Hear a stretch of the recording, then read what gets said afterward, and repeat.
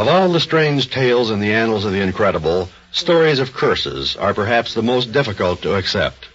Yet, there are on record many such accounts too well documented to ignore. Consider, for example, this eerie case of the skull of Bettiscomb.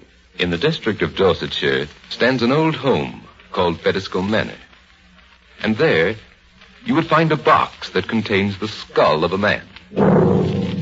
You would learn then that it has been more than 200 years since anyone has lifted the skull from its place in the metal box. It is the skull of Azariah Pinney's slave, and the slave's spirit is not at rest, nor will it ever be until his bones are returned to the land of his birth. Inquiring further, you would learn that Azariah Pinney joined in the Duke of Monmouth's rebellion in the year 1685. Azariah himself had been deported to the West Indies.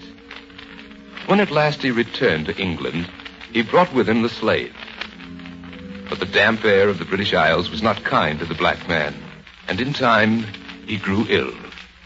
I want to go back to my home, Master. It's too late for that, man. You're dying. But my spirit will not rest, Master. Not until I lie in my native earth. And so, the slave died, and he was buried at Bettiscomb. Who it was who brought his skull back into the manor remains a mystery. But in time, it found its way into one of the downstairs rooms. Oh, how perfectly horrible. Whereupon, Azariah and his wife lifted the skull from its resting place and carried it toward the door. And then, throughout the whole house, from attic to cellar, a howling began. Loud and continuous and appalling. But Mistress Penny was a courageous woman, and she proceeded to remove the skull.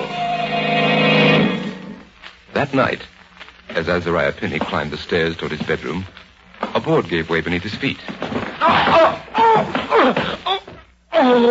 confound it. I've broken my leg. And the next morning, as he lay helpless in his bed, his wife reported to him... Oh, Azariah, that bolt of lightning last night, it struck the barn. We've lost more than half our stock. And a few days later, his wife brought more sorrowful news. Oh, I don't ever think it's going to stop raining, Azariah. The crops are ruined. Wife, have that skull brought back into the house. We'll see if it stops raining then. And so the skull stood in Bettiscomb Manor once more. No further disorders were reported. It stood for 12 years.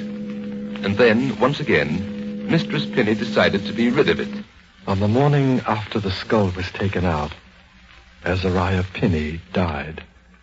After that, it was brought in again and placed in this box. And there, doubtless, it will continue to remain. For who, however skeptical he may be, however certain that all this is mere legend and superstition, would dare to pick it up?